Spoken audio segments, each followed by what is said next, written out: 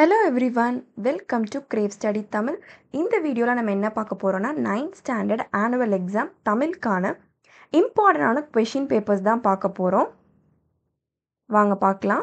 இதில் side by side நான் உங்களுக்கு டிப்ஸும் கொடுப்பேன், அதையும் ஃபாலோ பண்ணுங்கள். ஃபஸ்ட்டு எப்போயுமே பகுதி 1ல் உங்களுக்கு 15 1 மார்க்ஸ் கேட்பாங்க. இங்கே இருக்க 1 மார்க்ஸ் தரவாக பாடுங்க. நம்ம தமிழ் கொஷின் பேப்பர் 1 போட்டிருப்போம், அந்த கொஷின் பேப்பரையும் தரவாக படிச்சுக்கோங்க. நீங்கள் முன்னாடியே கொஷின் 1 மார்க் எல்லாமே படிச்சுட்டு இதில் நீங்கள் ப்ராக்டிஸ் பண்ணி பாருங்கள். தெரியாததை மார்க் பண்ணி வச்சு ஆன்சர் பாருங்கள். ஓகேவா? அடுத்து பகுதி 2ல் நமக்கு என்ன கேட்டிருக்காங்கன்னா 2 மார்க்ஸ் தான், நம்ம 4 எழுதணும். கொஷின் பேப்பர் 1ஐயும் படிங்க, கொஷின் பேப்பர் 2ல் இருக்கிறதையும் தரவாக படிச்சுக்கோங்க. இதுலேருந்து கொஷின் வரதுக்கான சான்சஸ் இருக்குது. ஆல்ரெடி நீங்கள் படித்த கொஷின்ஸையும் திரும்பி படித்து வச்சுக்கோங்க, ரொம்பவே யூஸ்ஃபுல்லாக இருக்கும். அடுத்து பிரிவு 2ல் நமக்கு தமிழ் வொக்காபுலரி செக் பண்ணுற மாதிரி தான் இருக்கும். ஓகேவா? ஆனால் நீங்கள் இது ரொம்ப படிச்சிங்கன்னா இன்ட்ரெஸ்டிங்காகவும் இருக்கும் இது நீங்கள் ஆன்சர் பண்ணுறதுக்கு. ஓகே, இது எல்லாமே புக் பேக்கில் இருக்கிறத படிச்சுக்கோங்க. Plus question paper 1 and question paper 2 சேர்த்தே படிச்சுக்கோங்க. உங்களுக்கு எதுவும் டவுட்ஸ் இருந்துச்சுன்னா மறக்காமல் கமெண்ட்டில் லீவ் பண்ணுங்கள்.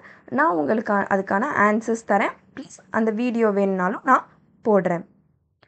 ஓகே, அடுத்து பகுதி 3 பிரிவு 1ல் கேட்டிருக்க கொஷின்ஸ் எல்லாமே மார்க் பண்ணிக்கோங்க. இங்கே அடுத்தடுத்து வர கொஷின்ஸ் எல்லாமே மார்க் பண்ணி வச்சு தரவாக படிங்க உங்கள் எக்ஸாமுக்கு. எப்பயுமே நம்மளுக்கு அடிப்பிரளாமல் எழுதுகன்னு கேட்குற கொஷினில் பாடலோட தலைப்பு நம்ம எழுதணும். ப்ளஸ் ஆசிரியர் யார், அதை நம்ம கட்டாயமாக எழுதணும். அப்போ தான் நமக்கு ஃபுல் மார்க்ஸ் கிடைக்கும். அப்போ தான் பார்க்க ப்ரெசன்டேஷனும் நீட்டாக இருக்கும்.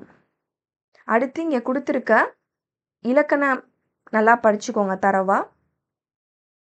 அதுக்கடுத்து இங்கே கொடுத்துருக்க கொஷின்ஸ் எல்லாமே தரவாக படிச்சுக்கோங்க.